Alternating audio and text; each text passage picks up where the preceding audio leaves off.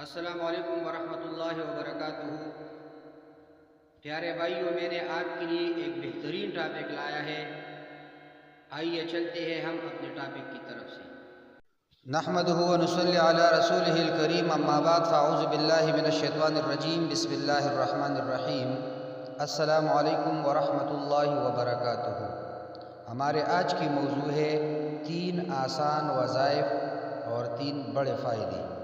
پیارے بھائیوں، وظیفہ برائے حصول اولاد یا متکبر، اس وظیفہ کی کثرت کرنے والے کو اللہ تعالی نیک اور متقی اولاد سے نوازتا ہے۔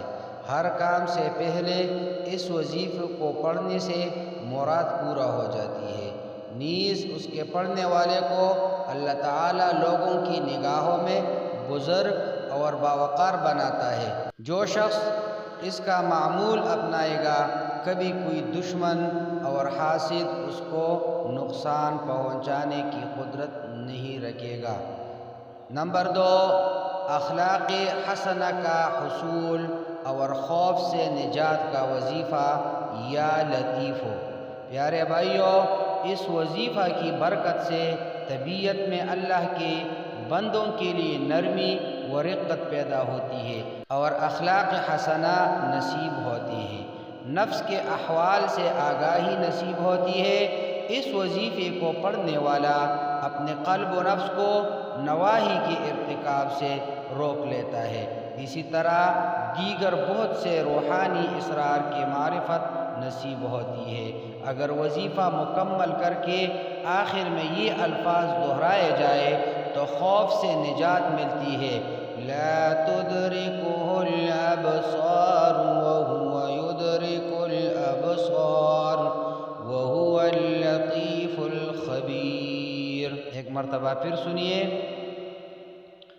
لا تدرکہ الابصار وہو یدرک الابصار وہو اللطیف الخبیر۔ اور حصول شفا کے لیے اس کے آخر میں آیات شفا میں کوئی آیت ملا کر پڑھی جائے تو اللہ تعالی شفا عطا فرماتا ہے، جیسے یا لطیف الذی هو یطعمنی ویسقین واذا مرضت فهو یشفین۔ علاوہ ازیں فتح مشکلات کے لیے بھی اس اسم پاک کا وظیفہ مفید ہے۔ نمبر 3، وظیفہ برائے وسعت رزق یا مال کو۔ فوائد و تاثیرات یہ ہے، اس اسم مبارک کے وظیفہ سے نور قلب اور رزق میں فراخی نصیب ہوتی ہے، معاملات کی اصلاح ہوتی ہے۔ جو شخص روزانہ 100 مرتبہ زوال کے وقت اس کا معمول رکھے، اسے صفائی قلب نصیب ہوگا اور کدورت و سیاہی دور ہوگی۔